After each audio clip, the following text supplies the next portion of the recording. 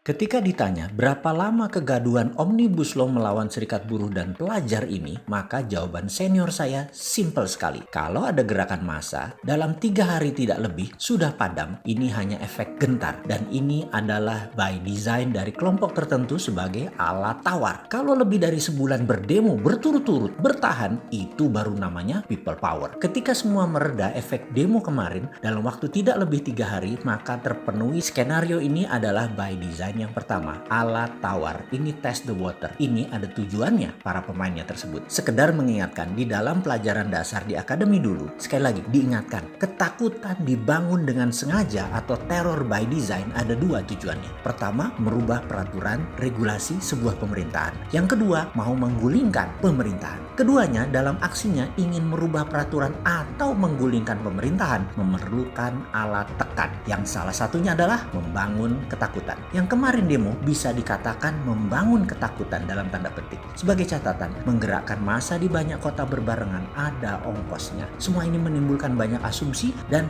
jangan asal lempar tuduhan. Oke, kita cukupi dulu. Kita bedah strategi membangun ketakutan ini di lain waktu ya. Kembali kita membahas kalau kita ini pro kepada UKM, pro kepada kaum dasar piramida, bagaimana memasukkan hal yang memang akan menciptakan lapangan kerja baru, cepat meningkatkan kesejahteraan rakyat secara merata dalam regulasi undang-undang. Omnibus Law menurut saya yang kemarin belum sempurna karena belum bisa melaksanakan sila kelima, yaitu keadilan sosial bagi seluruh rakyat Indonesia. Bagaimana kalau urusan bernegara ala kita usulkan untuk dimasukkan strategi pro UKM? Ada 2 usulannya. Pertama adalah mulai sekarang gunakan post accounting system atau post audited system di dalam proses perizinan untuk semua bidang usaha. Maksudnya bagaimana? Sistem sekarang semua izin di depan atau pre-accounting, IMB, BP POM dan banyak lagi sampai sertifikat halal MUI juga harus di depan. Oh ya, urusan sertifikat halal ini mungkin saya karena orang kampung dan tidak mengerti agama jadi suka heran untuk apa sertifikat halal ini. Kenapa nggak sertifikat haram yang MUI terbitkan?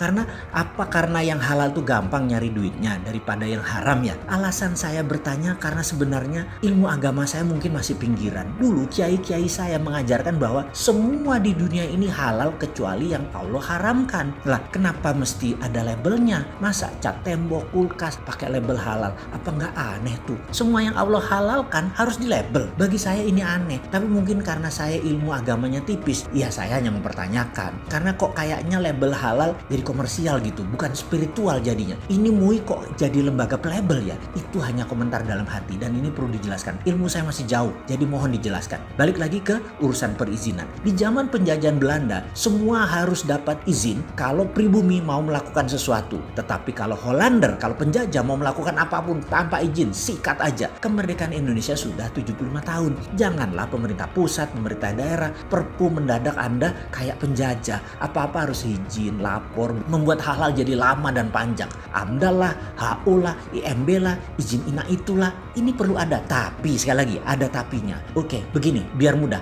Yang low risk dan medium risk nggak usah pakai izin. Kalaupun pakai pre-accounting, yaitu setelah jalan atau sambil jalan. Yang high risk, yang strategik atau yang vital baru memerlukan izin usahanya. UKM itu medium risk dan low risk. Lepas ajalah UKM itu bergerak. Mau buat apapun, BP POM bebaskan. Dan lakukan post accounting, kejar di produknya di pasaran, lakukan tes. Jika ada yang berbahaya, misalnya mengandung merkuri, kimia berbahaya masuk ke tubuh di atas ambang batas, langsung tutup.